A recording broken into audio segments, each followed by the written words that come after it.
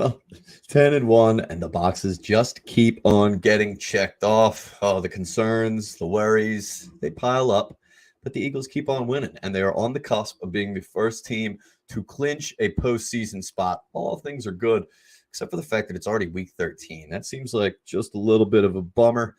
Hello, everybody. It's Kyle Quinn here with you for another Bird's IQ, getting you set for Thursday night football tonight between the Bills and the Patriots. But first, let me tell you real quick, the show is brought to you by Sherry'sTickets.com. So Sherry's Ticket Town, you can save 10% off the promo code EOP10. That's EOP10. So Philly fans can save big money on sports, concerts, theater, really anything you want to get tickets to. So just visit www.sherry'stickets.com. It's family owned and operated since 1946, and we love our family owned businesses here in Philadelphia. And also by Cherry Law, David R. Cherry Esquire. You can call him at 610-565-0300. The Cherry firm is workers' compensation, motor vehicle accidents, personal injury, and criminal law. They do a fantastic job. So if you need to give him a call, you can do that at 610-565-0300 or online, www.cherryinjurylaw.com. All right. So how do the Eagles clinch that playoff spot, you ask? Well, I'll give you that scenario a little bit later on in the show. There are elimination scenarios for this week as well. I'll tell you why I think some, if not all of the concerns are just a little bit overblown. What to you is an actual concern and what shouldn't be, you can let me know in the comments. I think that this type of winning is sustainable. So I'll get into that, tell you why I think that is. I have a bold prediction as it pertains to our division, the NFC East, or the NFC Beast, as some might be calling it now, as it pertains to our division and the postseason as well. So it's a bold prediction. You're going to want to stay tuned for that. I'm not scared of Odell to the Cowboys at all. No, that's not the bold prediction. It's just a regular prediction. I will explain why. I have no fears of Odell to Dallas later on as well. There's some optimism in the injury world coming in the next few weeks, and there are a few familiar names that are being floated around as possible reinforcements. So stay tuned for those. I think you'll be very interested. And I did not forget, we have a tough matchup coming up on Sunday with the Tennessee Titans. We will talk about it all right here. But first, well, it's been 2 weeks since I've checked in. So sort of a tale of two entirely different games here, 2 wins. And it should be encouraging for Eagles fans that it was 2 wins in 2 completely different forms. Now, why do I say that? Well, something that I found to be the most important and encouraging aspect of this team all season is that they are winning in different ways. They're a multi-dimensional team. They have been multi-dimensional all season long. This is a good thing, right? Winning in multiple ways. You don't want to be one-dimensional. That's kind of what the Eagles were stuck in last year. It's why the playoff game against the Bucs didn't really go as planned, because we couldn't we couldn't run the ball, and Jalen really couldn't read a defense any more complex than what he'd been seeing at all throughout the season. So that reared its ugly head last year. You don't want to be one-dimensional. This team, I think, is much different offensively in terms of how multifaceted they are. So in the Colts game, you have a low-scoring affair. It's a road game, a desperate team. The offense not really getting going for a variety of reasons. Turnovers, penalties. It was a little bit of a bad day from the head coach, which I'll talk about in a little bit. But make no mistake about it. The Colts have a good and talented defense. Stephon Gilmore is a good player. He did a great job on A.J. Brown. And the defense held us to 17 total points, 14 of which came in, the last half of the fourth quarter, really. So the quarterback put the team on his back, Jalen Hurts, with help from a shutdown performance from the second half defense, which they've been doing for most of the season. Not last week. We'll talk about that as well. But a comeback win, down 14 points in the fourth quarter, the first of such Eagles win since Deshaun Jackson's walk-off punt return versus the Giants in 2010. So you wanted adversity. Well, you got it. So for all the people talking about how they needed a loss to be tested, well, they did get that, but they were also tested in this game, being down 14 points, and Jalen Hurts having to find a way to scratch and claw and bring this team back and get the win. And then you have the next week, the Green Bay, which is basically the opposite. This one's just a shootout, another desperate team. And by the way, this I should note, each of the last 3 teams that we played pretty much had their seasons essentially on the line, right? I mean, Washington, they had to win to keep their season alive, really, and they did. They got the win. A close one, mind you. We definitely could have won that game, even with all the turnovers, bad penalties, stuff like that. Non-called penalties, I should say. But yeah, they were right there in that game. And then you face the Colts, whose season also is on the line. And, they're probably desperate to show that they belong on the team. There's probably going to be a new regime there next year. Who knows if Jeff Saturday will be a part of it, but new regime regardless. Guys want to show that they belong. And the Colts had to win to keep their season alive, as much as by a thread as that really was. They absolutely had to. And then, of course, you have Green Bay, who came into this one 4-6, I believe it was, and they were another desperate team. I mean, they had to win, Green Bay, in order for them to stay alive. So if you thought you were already getting everybody's best shot as the team with the best record in the NFL, well, you can add that to the equation now, is that every team that we faced the last few weeks is in desperation mode. And you're going to be facing a Titans team this week that's not necessarily in desperation mode because they have a good stranglehold on the division, but they just lost last week to the Bengals. And a team as well coached as this one by Mike Vrabel, they're not going to want to come out and have 2 flat performances in a row. They're not going to want to come out and have 2 losses in a row. So we're going to get the best version of the Titans as well. So they go toe-to-toe, blow for blow with the best quarterback that they've faced in quite some time. I mean, let's face it, Rodgers and the Packers have been having a very tough time on offense this season. That's not really much to do with Aaron Rodgers. It's more to do with him not being able to build a rapport with some of the receivers they have, the offensive line, et cetera, et cetera. But Aaron Rodgers is still a damn good quarterback. And then, of course, you have the defense allowing 33 points with a big helping hand from our just historically bad night on special teams. I'll get to that in just a second as well. But it was a physically dominant win on the ground. Some key strong drives and timely throws from Jalen Hurts when he needed him. And they put up 350 yards on the ground. Now, I think 150 of those were Jalen Hurts, maybe 50 or so from some of the other guys, but then 150 again from Miles Sanders, who's having a career year. And look, Miles, I know, is putting on because he wants to get paid his big contract. This is a contract year for Miles, but it's just going to be tough when the Eagles have to pay Jalen Hurts this offseason to be able to keep both him and a running back that's looking for top of the market money. And we know with the way that running backs are sort of a dime a dozen. I just think that, is at least from an Eagles perspective, it's a little bit off or not for Miles Sanders, which is a shame, but we'll take all that we can get from him, who's really putting on to have his contract year. Then, this is the right year to do it because this is the year that we're really going for it. So right there, 2 weeks, 2 major boxes that this quarterback and this team checked off. Ton of good to come out of these last 2 weeks.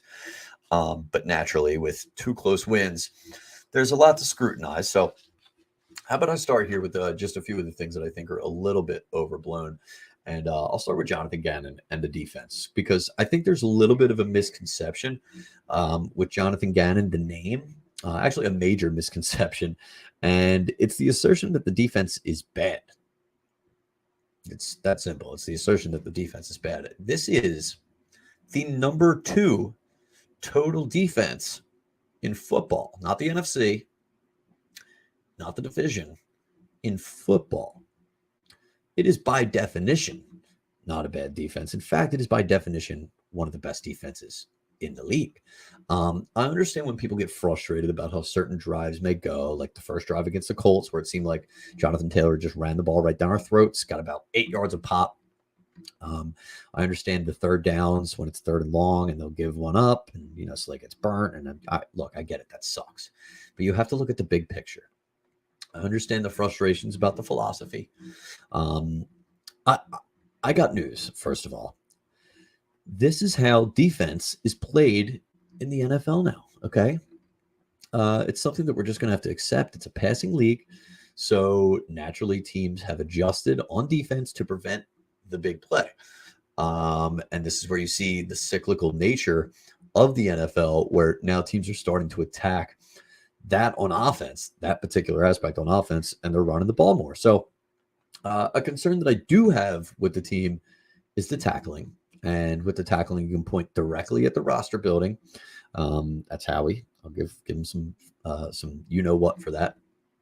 But they're building around the philosophy that I really just mentioned. So you don't see the big linebackers anymore, like Brian Urlacher or your Ray Lewis's, or even for a more local example, your Jeremiah Trotters, right? It's all these hybrid type players that you see, these smaller body guys, faster. They can cover, right? Because it's a passing league. So you need those guys. There's that. And of course, the guys on the back end are either not willing tacklers. I know Gardner Johnson's not really the most physical safety out there. That sort of comes from him being a corner. Darius Slay, he just likes to cover. Bradbury, again, same thing, likes to cover. So they're either not willing to tackle, they're making business decisions, I'm not sure what that is, or they're going for the strip turnover, which is something that Sirianni had admitted to. Possibly being a part of the issues with tackling is that sometimes the guys are going for strips, which is good, and that accounted for a lot of what our turnover differential was through the first 9 weeks of the season or so. Excuse me. Where that's where we're seeing those dominating lopsided games where we're turning the ball over a ton and not turning the ball over as much as we are recently. But yeah, that's when you play a team like the 49ers or like the Titans this week with Derrick Henry, tackling is going to be imperative, right? And you see, look, here's the thing about Gannon. I think he's done a great job of making adjustments this year, right? Both in season and in game. You saw him last week, just in the middle of the game when Gardner Johnson went down, sort of jockeying safeties a little bit to confuse Aaron Rodgers, which ended up working. That's how you got that Reed Blankenship interception. And Rodgers, I think it was Collinsworth or whoever on the broadcast pointed out that it definitely confused Aaron Rodgers. So that was something that Jonathan Gannon did, basically cooked us up a turnover when we needed it to happen. And then just look at their second half numbers. They've been outstanding, save for the last week, of course. But I do think that had a little bit more to do with the plethora of short fields that they were left with by their horrendous special teams. And of course, the AJ Brown fumble, which ended up flipping the field. Almost 90 yards. They were down at the Green Bay's 20, and then all of a sudden Green Bay has the ball right in our red zone. So tough to keep a team out of the end zone and through the uprights when you're giving up those awful short fields like they were. The thing about Gannon is, and I think it's just an epidemic in this town, is that people look for style over substance, right? Everyone loves the Buddy Ryan attack, Jim Johnson attack. But I get a little news for people about Buddy Ryan, because Buddy Ryan was here, let's say 5 years or so. It's maybe 86 to 91 or 87, 92, something like that, somewhere within that range, 5 of those years. And with all the talent that we had on defense, Reggie, Jerome, Clyde, Seth, Wes, I could go on, right? Very, very talented defense. Do you know how many top 10 defenses Buddy Ryan had in his tenure with the Eagles? Top 10. Do you know how many? One total top 10 defense with all of that talent that Buddy Ryan had. And as I mentioned earlier in the show, Jonathan Gannon is currently the number 2 total defense in the NFL. So, style, substance, I'm going with substance. They're letting up the second least amount of points per game in the NFL. They're second fewest. I believe that number held up. It might not have actually, since they let up the 33 last week, but I would guarantee they're still in the top 5 in points allowed over the season. Now, a legitimate concern is the special teams. The special teams is really bad. It gets worse and worse every week. I think the average return for Green Bay in that game was 40 yards or something like that. That's unheard of. Really, really bad. And I'm not sure if it's a personnel issue, if it's a Michael Clay issue, but clearly that's something that they need to address right now.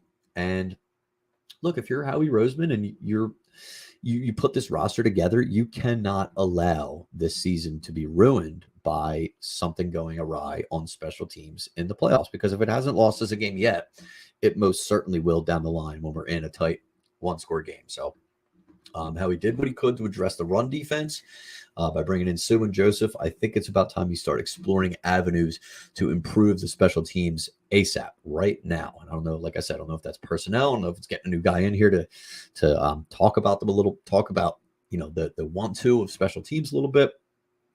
I don't know what the fix is. I'm not a special teams guru.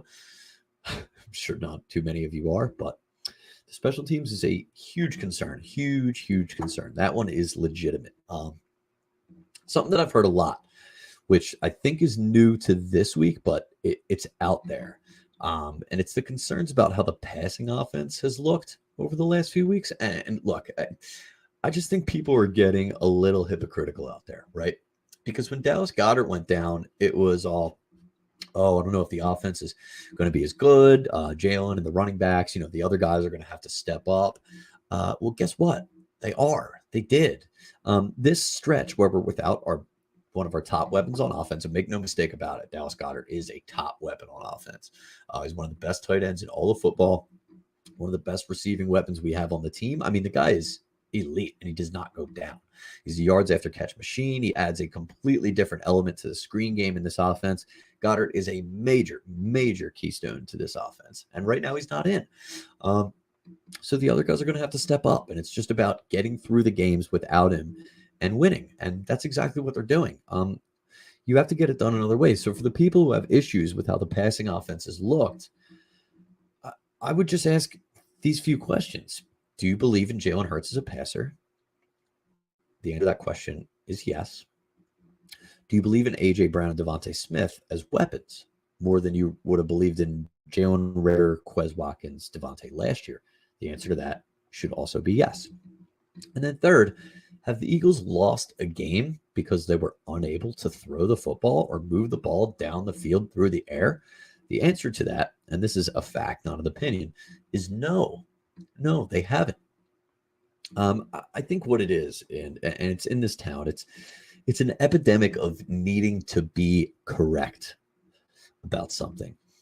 And here's an example. It's when fans see, they watch the team and they want to say, they get the chance to analyze it. They want to be the first to say, oh, I think this is going to be the problem that knocks them out of the playoffs, so that when it does happen, they could be like, see, I knew it. I'm an expert. You know what I mean? How about just use your eyes, see what you see, and react. You don't need to get out ahead of something and say, oh, like this or that. Just see what you see. Don't just look at raw numbers because they lack context, and then react. Okay, I don't need any of this. I'm predicting this is going to happen, and then you're dancing all over the place when all of a sudden the Eagles are eliminated because, well, what you said was right. No. Look, I hear the noise of this offense isn't sustainable. They're not going to be able to win like this down the line. I disagree. The comparisons to last year's offense are just flat out wrong. The talent on this team, first of all, is immensely improved. Jalen Hurts has immensely improved. I think the coaching staff has immensely improved. Last year, they ran the ball out of necessity, right? They started the season like 3-6 or 2-5, whatever it was. And they were like, okay, we're not winning being as pass happy as we are. We're going to need to find an identity. And their identity was running the ball. And it worked up until the playoffs, of course. They ran because they absolutely had to. They didn't trust Jalen Hurts as a passer. Jalen Hurts wasn't good enough as a passer. So they ran out of pure necessity. This year, they run because they can, because they feel like it. They can win in that way, so they will. They decided they're going to go into this Packers game and physically dominate the Green Bay Packers. And that's exactly what they did. So the thing that has me confident in this coaching staff when it comes to the offense being sustainable is sort of just what we've seen in the chess match of scheming so far this season. And you saw it, I think, perfect example coming out of the bye week. And before the bye week, there was a lot of talk about how Jalen Hurts was struggling against the blitz. The offense was struggling against the blitz.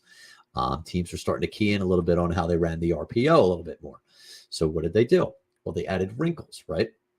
Good offenses know what they're putting on tape and then add wrinkles to those tendencies that they're showing on film. So they'll start a play looking the same as a play that they've been running all season long.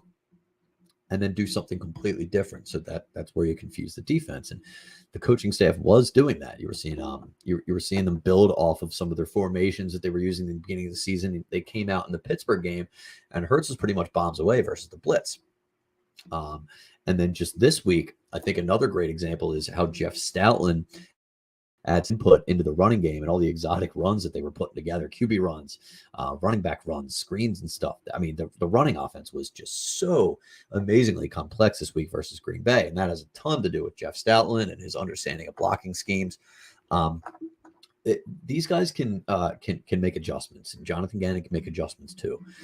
So I'm very confident that this coaching staff will be able to see what they're putting on film, see what other teams are going to attack tendency-wise, and flip those tendencies around. So that's what the good coaches do. But here's a concern that I do have with Nick Sirianni. It's that he's a little bit emotional. And we saw this in the game versus the Colts, where he ran screaming, running around, high-fiving a bunch of Eagles fans, which is fine. I love the excitement. But he's screaming, "This is for Frank Reich. This is for Frank Reich." And I joked before the game that Sirianni was going to come out there and try to avenge his old buddy Frank Reich, who was wrongly fired by the Colts. He was. Make no mistake about that. But I don't think it was Sirianni's best game as a decision maker in that game. I don't think he and Steichen were calling their best plays. I don't think they had the best game plan. I think his decision making is in going for it on fourth and the time management and stuff. It was bad. I mean, Sirianni did not have his best day at all. And part of me wonders if the emotion of the whole Frank Reich ordeal sort of got to him in a way where he wasn't focused too much on the game, and that it was, maybe let his emotions get the best of him. I don't know. That could be out there. But that's definitely a concern if you get into the playoffs and the moment again becomes really big and Sirianni feels like he needs to do a lot and, overdoes it. So I do think it's good, however, that you got a guy like Jalen Hurts there who's as steady as he is, basically a robot. And I think he'll be able to keep Sirianni a little bit more steady than he might normally be. So, and then another thing with the offense, I think that you can point to is a little bit of a concern. The run offense has been fantastic because of the offensive line, right? The offensive line has been great in run protection. They love getting down and dirty, moving guys back. Kelsey especially, Mailata's been having a good year with that. Dickerson as well, but the left side of the line specifically has not been very good in pass protection. And I will again point to Mailata and Landon Dickerson. I think Mailata is still dealing with that shoulder. So hopefully that's just the case with that. Landon Dickerson, I'm not so sure what's going on with him, but he's not having his best year in pass pro. So, that's something that they're definitely going to have to work on. And I think with Goddard out, it makes it a little bit more difficult because he's a great blocker. The guy just does everything. So that's going to be a little bit of an issue until he gets back. But of course, then you have Jalen Hurts as a mobile QB, and he can get you out of those sticky situations, as we saw him do many a time in Green Bay and throughout the season. So, and then of course there's the other legitimate concern, and this one is just the one that's out of our control, and that's injuries. And look, the hits keep on coming with this one. CJ Gardner-Johnson, lacerated kidney, which just sounds terrible, ended up springing Reed Blankenship into action. No current news on whether or not he'll go on IR, but for frame of reference here, Zach Ertz suffered this exact injury in 2019. He did miss a week, which is the final week of the season, and then ended up playing in the playoffs the following week. Now, something to note is that it was the playoffs, and it was against the advice of his doctors. And then, of course, Zach Ertz, I guess if you're a tight end, you're more dishing out blows than you are receiving blows. I don't know how that works with a lacerated kidney and broken ribs, but I do expect a little bit more caution with the CJ Gardner-Johnson injury. And then if you want to, of course, read a little bit too far into a tweet, CJ Gardner-Johnson yesterday tweeted something to the effect of, I'm going to have to get really good at video games for the next couple weeks. And emphasis on couple of weeks. And now I'm not sure if CJ knows what a couple means, but a couple means two. And if that's any indicator of how quickly he'll be back, then it will just be 2 weeks. Hopefully we don't see him go on IR, which would mean 4 weeks at minimum. But yeah, I mean, hopefully, I mean, CJ hasn't been lighting the world on fire schematic wise, but he's been a lightning rod, a playmaker, and he's a leader on the defense. He's leading the league in interceptions. So, but Blankenship looked pretty good. I'm not overly confident in him in coverage, but the guy flies around there and he loves smacking people. So, who knows? Maybe that'll just add a little bit more physicality on the back end. And the timing, I guess, is right when you're going up against Derrick Henry, and you might need all the physicality that you can get. So maybe a little bit of a blessing in disguise that you have Reed Blankenship over CJ Gardner-Johnson this week when you're not necessarily going to be needing all those guys on the back end, because Tennessee doesn't really have a too dangerous of a passing attack. So let's hope for some good luck with the CJ Gardner-Johnson injury. Hopefully it doesn't need surgery and he can just come off in a couple of weeks and be right back. But help is on the way, guys. So let me go through our schedule here. I'll tell you what we got coming up. So this week, the practice window for Jordan Davis, the 21-day practice window, has been opened. He is expected to be back this week. He came off the field jogging versus Green Bay. He's out of the boot. And everybody seems to think that he will come off this week when eligible versus Tennessee. And that is major, major, major, because they have been missing his presence up the middle big time. And now you'll be able to throw him in there with Sue, Linval, Cox, Williams. You have a solid rotation now, and you're able to sort of mix and match, and you're not just putting one unit out there for rushing the passer and one unit out there for stopping the run. You can be a little more versatile in that. So that's going to be big. Hopefully, Ed Davis should have a big impact in the defense of Derrick Henry. I mean, that's how the Titans are going to try and beat us. So, and then if you follow the Avonte Maddox timetable, he is eligible to come back next week. I haven't really heard too much about him, which, sort of leads me to believe it might be another week or so. But we got some big news yesterday that Dallas Goedert is expected to return as soon as he's eligible, which would be the following week. So not this week, not the week versus the Giants, but the following week versus Chicago. So that's going to be huge, man. If you get Goedert, Maddox, Jordan Davis back with no more injuries along the way, knock on wood. And then hopefully by then you're getting CJ Gardner-Johnson back. So really it's just sort of a matter of this is the toughest part of the storm that we got to weather. And hopefully we're just healthy for the stretch run. So you got help coming that way, but help can also come in a variety of ways. We saw the roster get bolstered by Ndamukong Suh and Linval Joseph coming right off the streets, not even on a roster, not a practice squad, no nothing. But just recently, we've had a couple familiar names throw their hat in the ring when it comes to joining the Philadelphia Eagles. And the first one, this one's courtesy of the Kay Adams Show up in Adams. And visiting with Kay Adams was one Darren Sproles. I'm sure you guys have heard that name before. And he says, and I quote, this is a verbatim quote, "If they, the Eagles, called me right now to catch some punts, I could do it.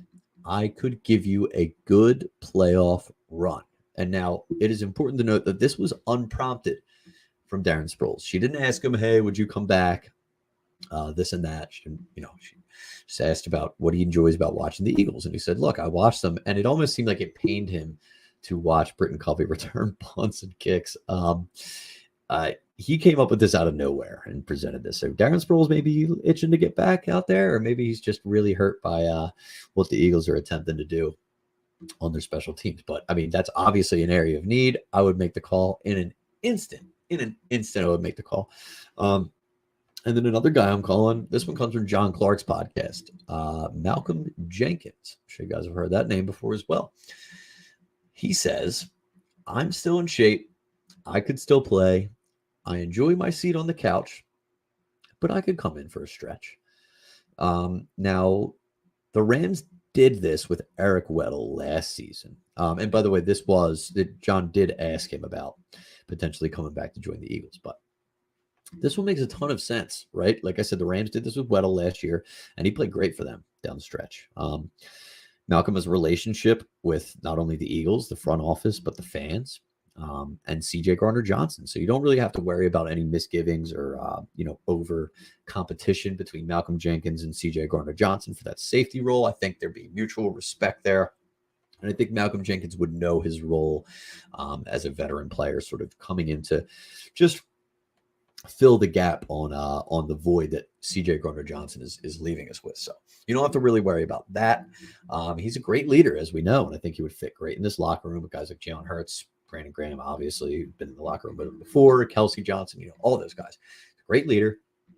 But where it gets tricky here, is that Malcolm Jenkins is still technically a Saint. Yes, he's still technically a New Orleans Saint. So they have his rights.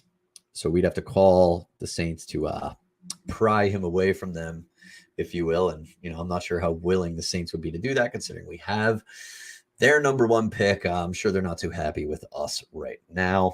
But, the Saints have a guy off the books that they can get something in return for. I'm sure, I'm sure they at least pick up how we called them. But, it's a no-brainer of a phone call.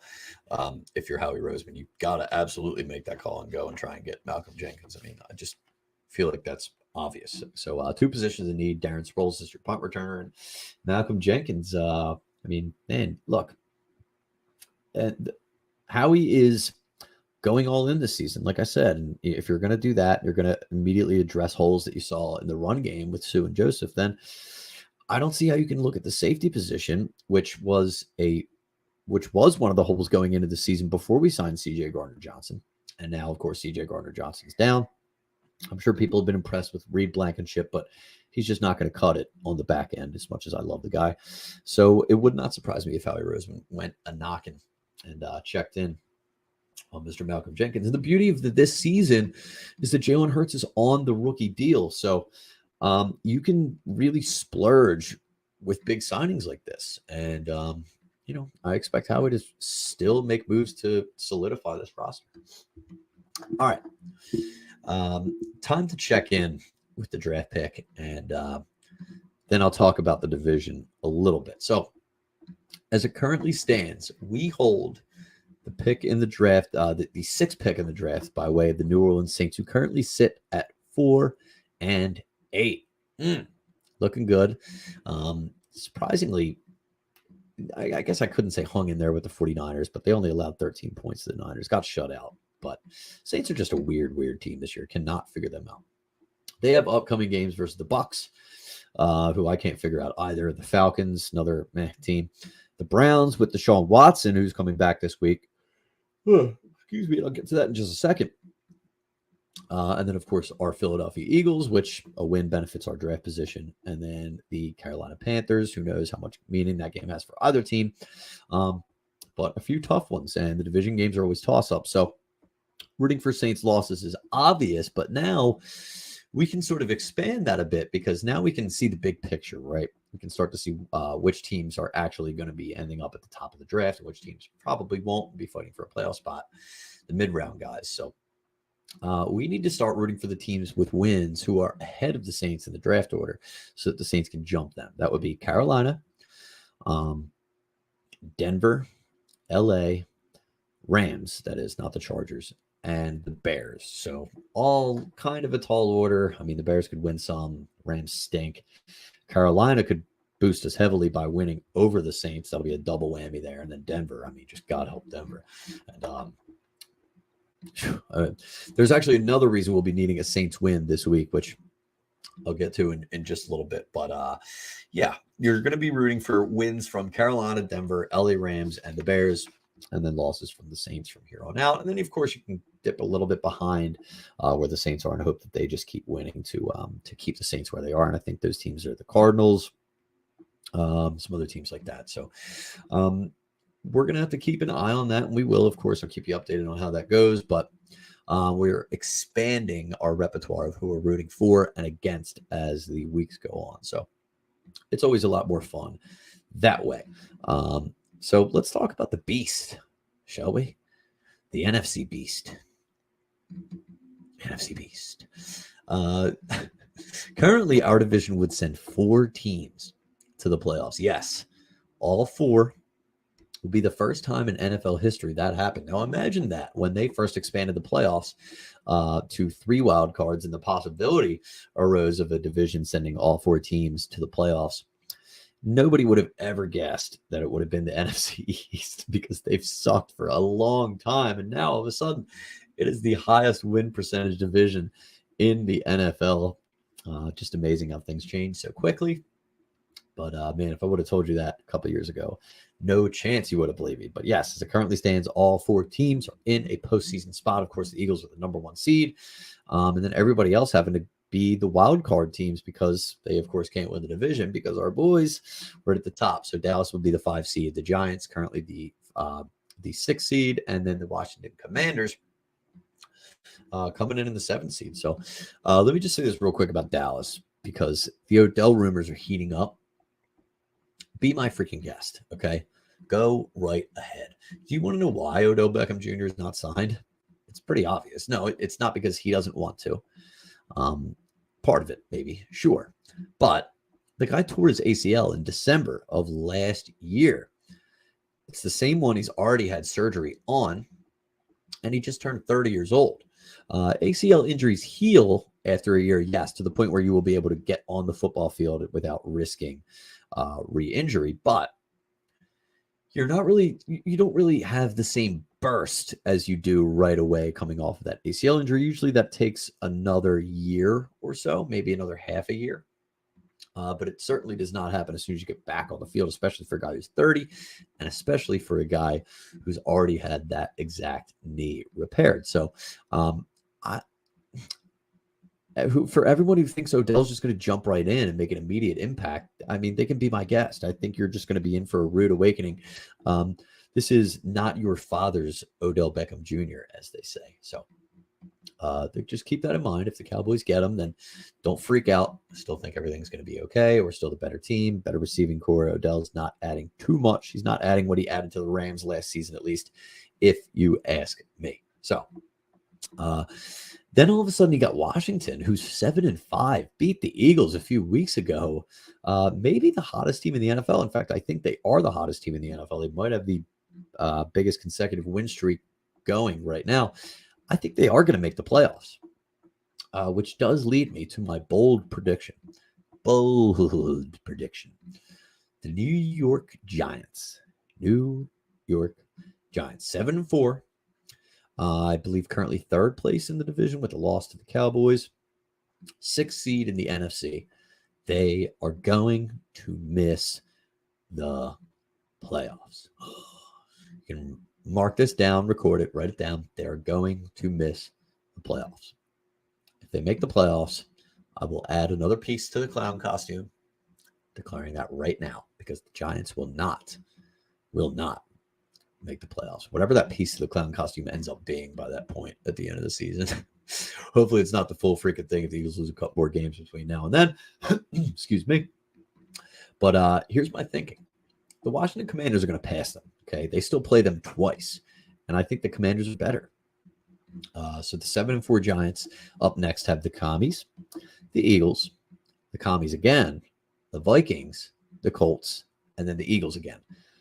Out of that schedule, I see one easy game. I believe the Giants have the toughest strength of schedule going the rest of the season. So that's going to be tough for them. I maybe see them winning 1 game, 2 at most. I mean, if the Eagles are resting starters in the last game, possibly. We'll see.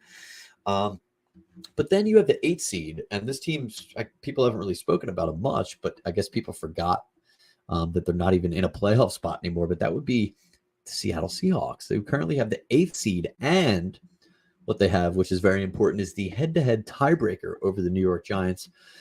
Their upcoming games include the Rams, the Panthers, the Niners, Chiefs, Jets, and then the Rams again. So by my estimation, I count 3 easy games. That would be the 2 Rams games and the Panthers game. 2 very winnable games, which the Niners game is a division game, and they play the Niners tight. That could be close. And then the Jets, again, is a winnable game. We'll see where the Jets are at in their QB situation by that point in the season.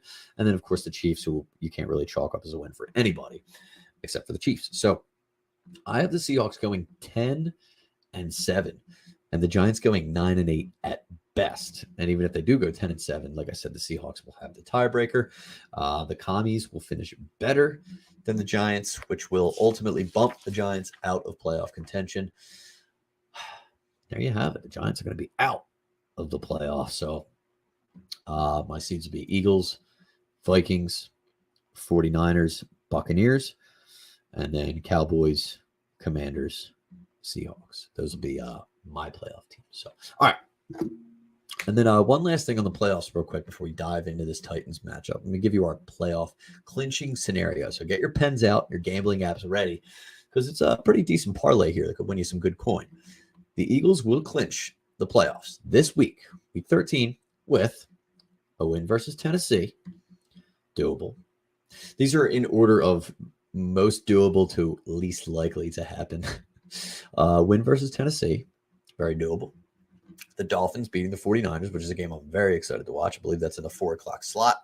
So we get to check that out after the 1 o'clock Eagles game versus the Titans, the Dolphins, and the Niners.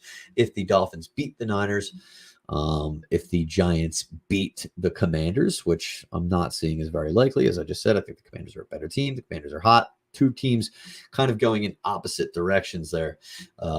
Giants going down, Commanders going up. And then the least likely of all 4 scenarios, the Rams beating the Seahawks. But division game, you never know.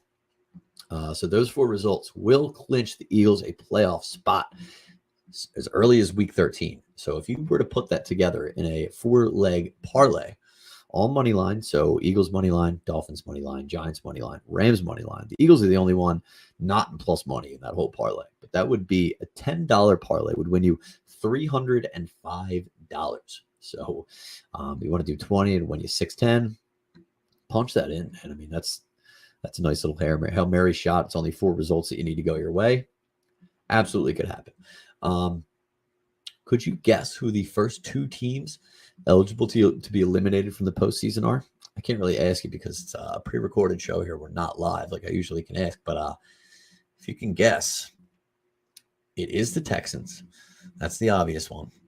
And then the other one, the Chicago Bears. So the Chicago Bears will be eliminated with a loss and a Seattle Seahawks win that will eliminate the Bears from playoff contention entirely.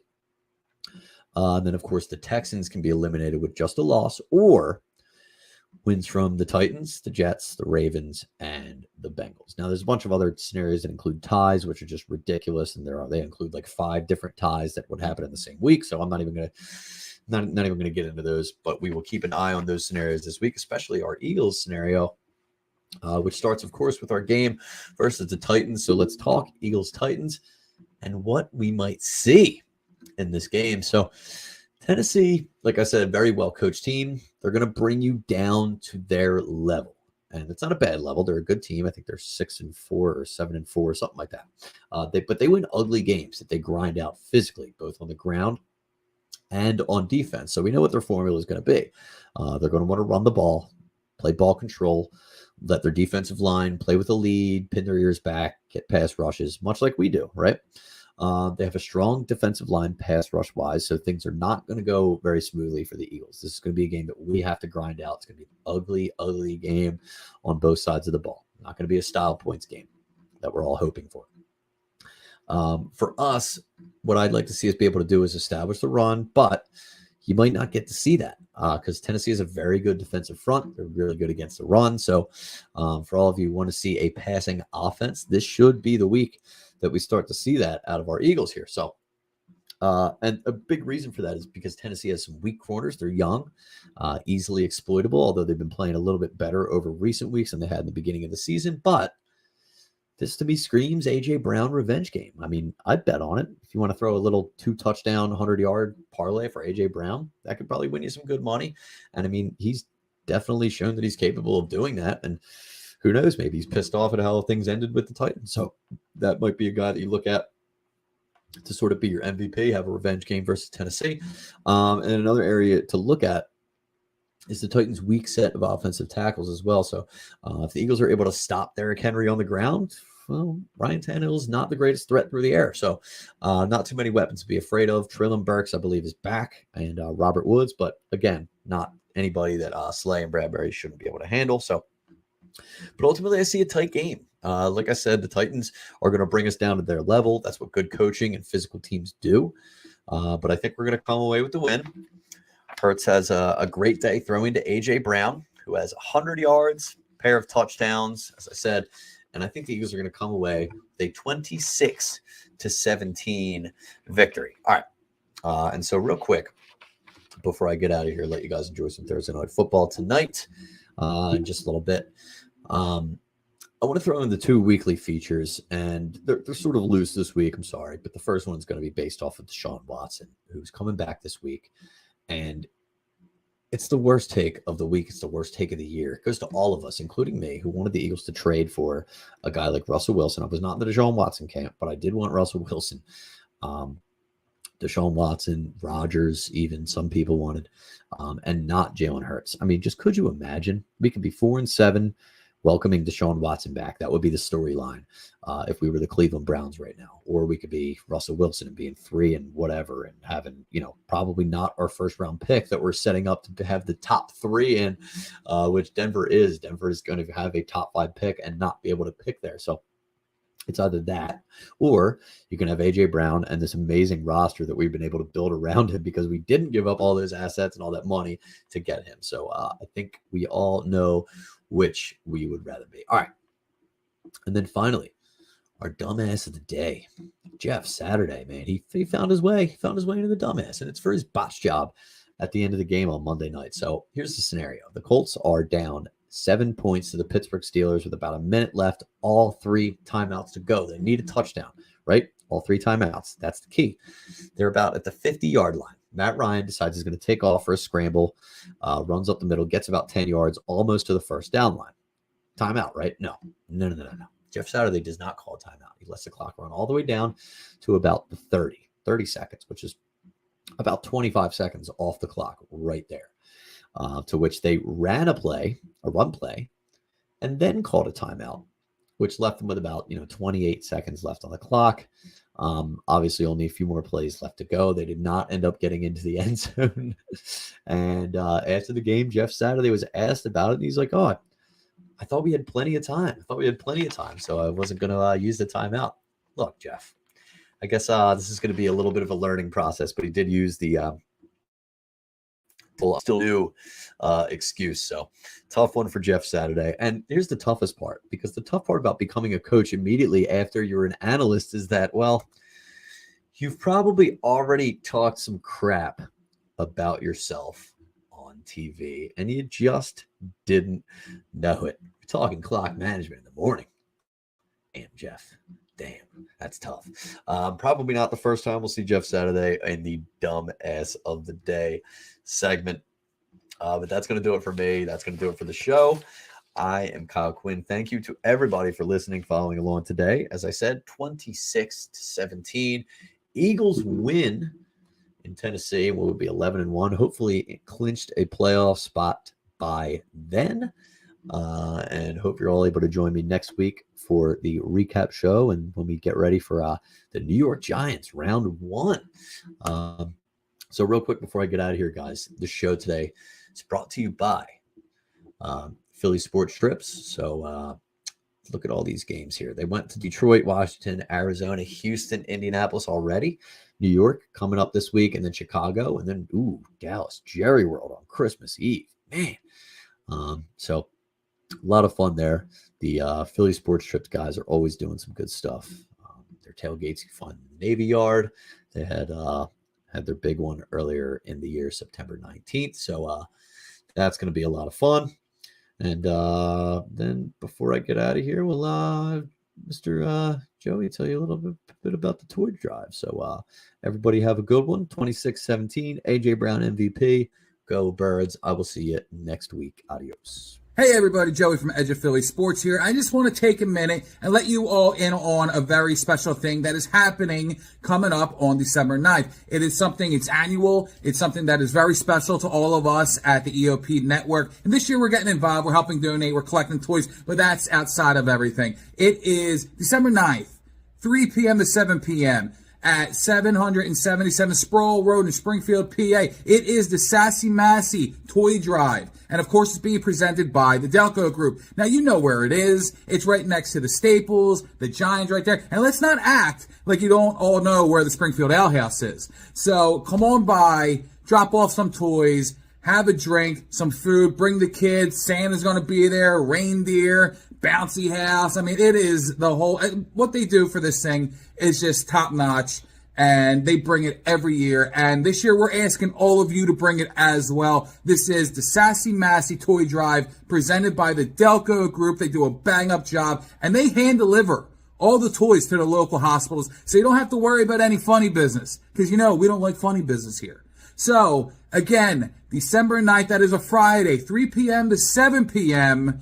at 777 Sproul Road, the Delco Group offices, Springfield Ale House, Giant, Staples. You know what's there. Everybody come out and help. Thank you.